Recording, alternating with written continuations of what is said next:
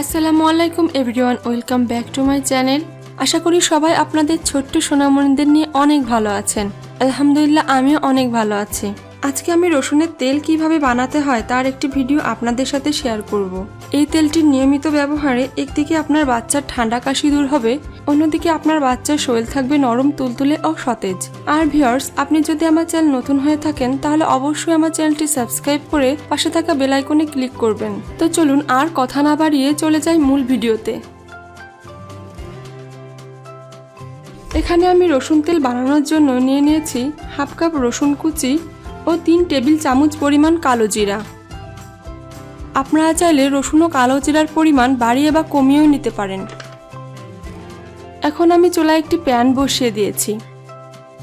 প্যানটি গরম হলে আমি এর মধ্যে দিয়ে নিচ্ছি 2 কাপ পরিমাণ সরিষার তেল। এখানে আমি রাঁধুনি খাঁটি সরিষার তেল ব্যবহার করেছি।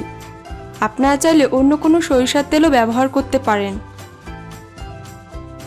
সরিষার তেল যখন অনেকটা গরম হয়ে যাবে, এ পর্যায়ে আমি চুলার তাপ মিডিয়ামে রেখে রসুন কুচিগুলোকে এর মধ্যে দিয়ে নিব। এখন আমি একটি চামচের সাহায্যে রসুন কুচিগুলোকে একটু নেড়ে চেড়ে দিব।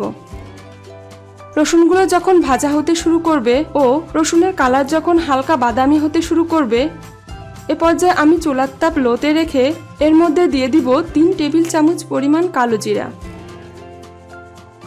এবার সবগুলো উপকরণ একসাথে ঘন ঘন নাড়তে হবে। এভাবে আরও 3-4 মিনিটের মতো নেড়ে এগুলোকে আমি জাল দিয়ে নিব। এখন আমি চুলা বন্ধ করে তেলটাকে নামিয়ে ঠান্ডা করে নিব। তেলটা ঠান্ডা হতে অনেকটা সময় লাগবে। আমার তেলটা ঠান্ডা হয়ে গিয়েছে। এখন আমি একটি বাটিতে এগুলোকে ছেঁকে নিব। আমার ছাঁকা হয়ে গিয়েছে। এই তেলটা প্রতিদিন আপনার বাচ্চার গোসলের পর তার শরীরে আলতো করে মাখিয়ে দেবেন। এতে করে তার শরীর থাকবে কোমল, মসৃণ ও বাচ্চার ঠান্ডা কাশিও কমে যাবে। তো বন্ধুরা, ভিডিওটি ভালো লাগলে অবশ্যই লাইক, কমেন্ট ও শেয়ার করতে ভুলবেন না। আল্লাহ হাফেজ।